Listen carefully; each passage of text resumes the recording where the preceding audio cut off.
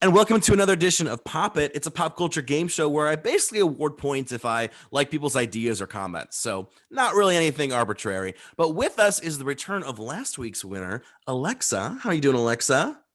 I am so excited to be here. This is the happiest moment of my life, tapping with my marriages. Glad that we can keep you on par with romance. And Raina returns. Raina, how are you feeling being back in the Thunderdome? I love it. I'm so ready to rock this, make it happen. And first time player James, how does it feel to be on scene today? I'm excited. It's something different than playing The Sims all day. I'm so glad that we can, keep people on par with marriage and Sims, because that's hard to do these days. Those are both solid institutions. All right, so our first let me get my stopwatch. So how it works, we got 5 topics today, and everyone's gonna get 30 seconds to give their opinion. I will give points on that opinion. So first up, we had an inauguration a couple weeks ago, and the big thing, obviously, Lady Gaga and J Lo singing their vocals. What did we think? Alexa, we'll start with you. Cheap. It was cheap. It was gross. It was disgusting. Like, I am just so sick of the Democratic Party taking minorities for granted. They're the party of the ascended, but they toss us that cheap token. I'm a trans woman who lost my job during the pandemic. What have they done? Have they passed the $2,000 checks? So I'm kind of sick of the cheap tokenism of the Democratic Party and the lamestream media talking about Joe Biden's arms opening up at the inauguration. But that's just my opinion. Okay, very hot off the bat. Raina, what did we think of this? Do inaugurations always feel like a high school chorus concert? It's very formal, very like clap and then go off. And I mean, not to mention, these are Super Bowl performers. At their best, they got lights, backup singers, dancing, they're performers. And this was very dialed back to the point where, I mean, they could have been like at a chorus concert. It felt like, I mean, they looked good. They did good. Technically perfect. All right. That's your time. So you seem underimpressed. And James, close us out with Gaga and J Lo at the inauguration. What do we think? I just find it weird that like J Lo's like becoming this singer all of a sudden. When like she sung like at the New Year's, she's singing at the inauguration. It's just like I never really envisioned her as a singer. So I don't know. It was just a little unauthentic. Like, is there anyone else who's Latina who can sing maybe a little bit better? Definitely. Oh my God, some hard opinions on that first topic. I love that. Well, moving on. Oh, I got to add, though, the thing that really tossed me for a loop was when J Lo incorporated Let's Get Loud into This Land Is Your Land. That was a little like that was a what moment for me. To Disney Plus, quietly pulling Peter Pan, Dumbo, Jungle Book, Aristocats off of kids' profiles over racist stereotypes. So the movies are still there, but you have to be technically on an adult account to see them. What do we think of this? Let's go back to James first. This is like the first time I heard of it, but I was watching Rush Hour actually at the laundromat the other day, and I saw that they put a disclaimer on it now. They're saying that this movie contains like outdated views from like the past. So I'm like, I think that's kind of cool though. It's like they're kind of, I guess, getting people up to the standards of like racial stereotypes and stuff like that. So I think it's kind of cool. Mm-hmm. Absolutely. Raina, your thoughts? I would be very surprised if an innocent child was clicking around and happened upon an 80-year-old movie with the algorithms and stuff. I feel like it's really not, they're not even going to find it on a kid's profile. Of course, remove racist things, no questions, and it's good that they don't have access to it. But it's like Disney's really racist. Like Walt Disney is really racist. So it's like, you gotta, if we're like, I'm willing to go further. How will that's your time? That's your time. So let's go further another time. Alexa, I'm sure you have a very strong opinion on this. Take it away.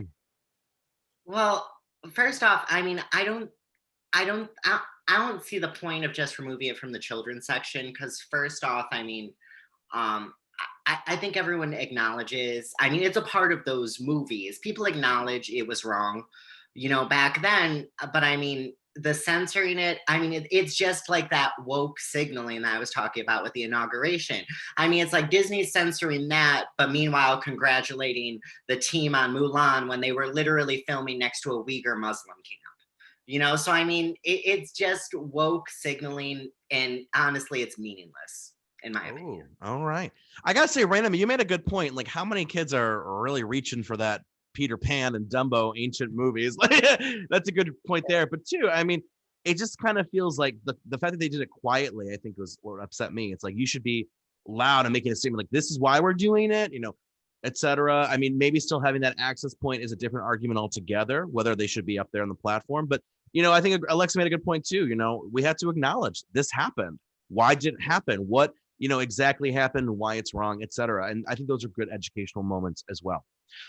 So Bridgerton, it's the fancy new one from Shonda Rhimes, is now the most watched original Netflix show ever. Good for them or trash? What do we think, Alexa? I mean, I'm kind of really I didn't personally like it. I mean, I'm sure there's stuff, for some people in there, but it's really not my thing as far as shows go. I'm gonna be honest, I didn't watch it. I have no idea what I'm talking about.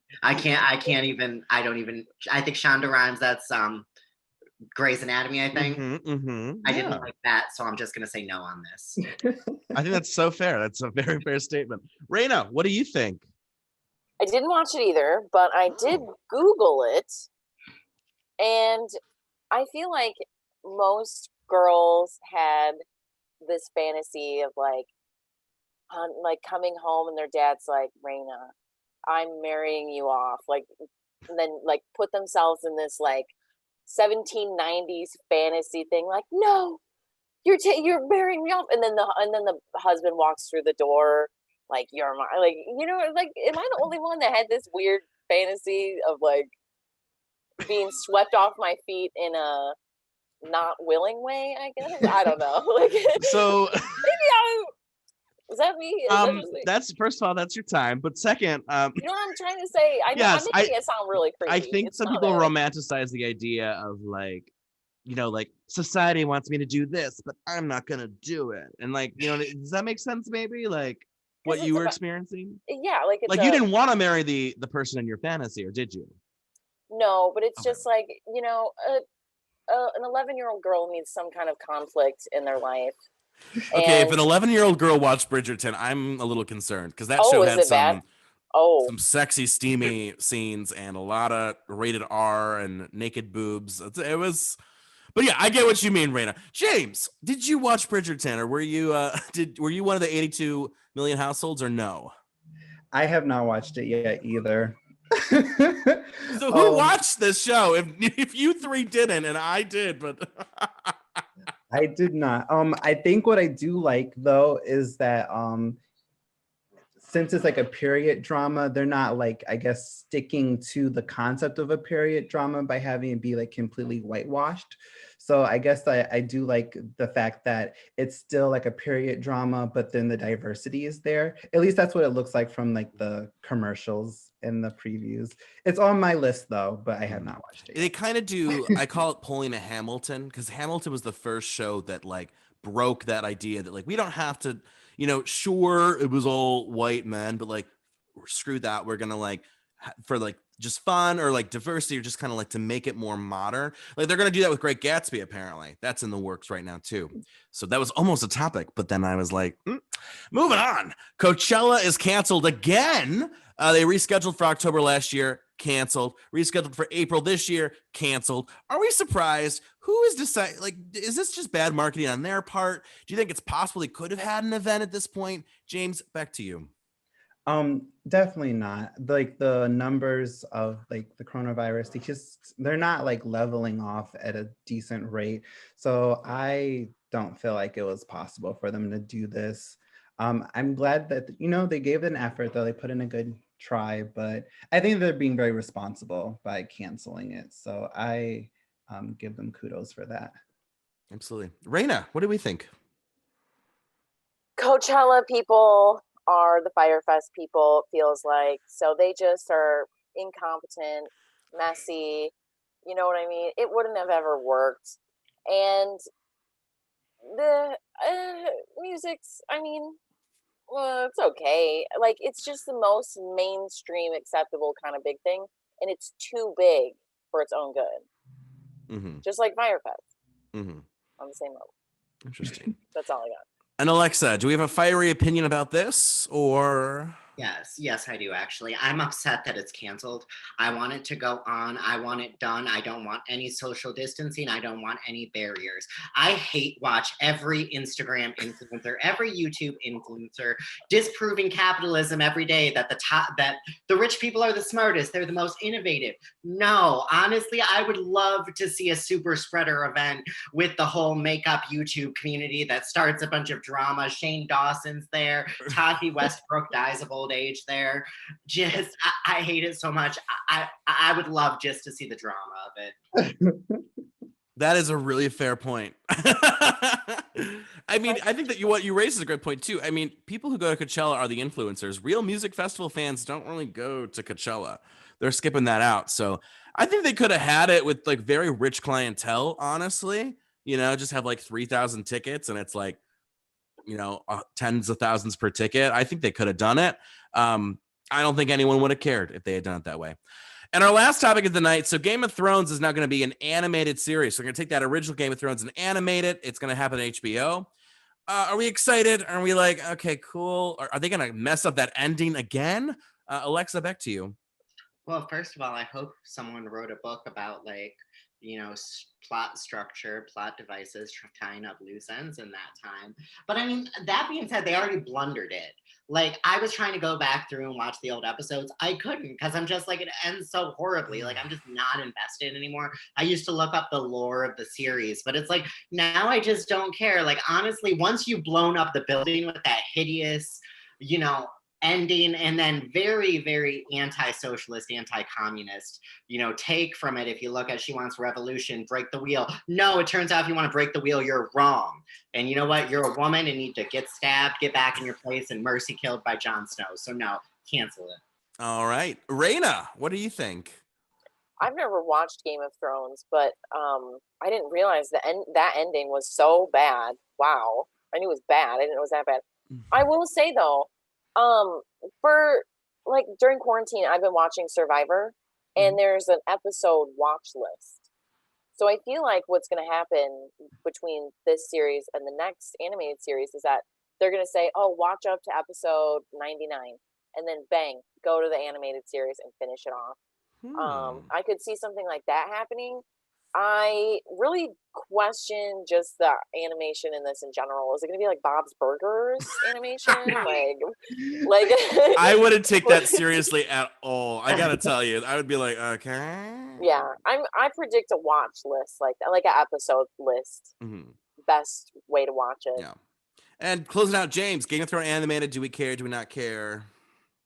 I have never seen the Game of Thrones either, but I don't know. It just never was something that seemed interesting to me to watch. But animation's pretty cool, so maybe it might be worth it if you're like into that idea of that. Because maybe I'm sure they can probably go further with animation than you can with real life sometimes, or at least make it look more realistic, even though it's not realistic through animation. Yeah. So it might be good. Mm-hmm. I think I would watch it if they promised me a better ending.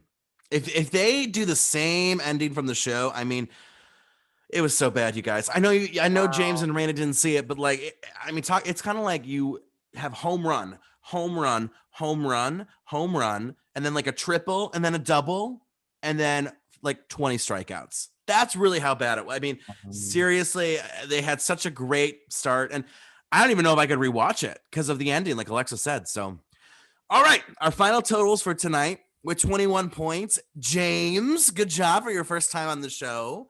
Thank you. And for the first time in Poppet history, tied at 25, Alexa and Raina. Ooh, Alexa's a good competitor. I know. You know what brought it in Oh. the end, Raina? Your comments at the end there with the Bob's Burgers jokes. Oh my That's what God. tied it up.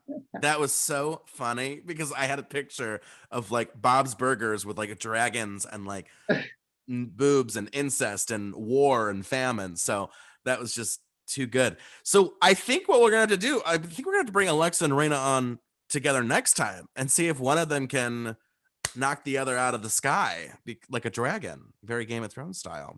I'm ready. We've never had a time this show. I mean, this show's only been around for like 2 days, but well, thank you guys so much for coming on another edition of Pop It, and have a good rest of your night.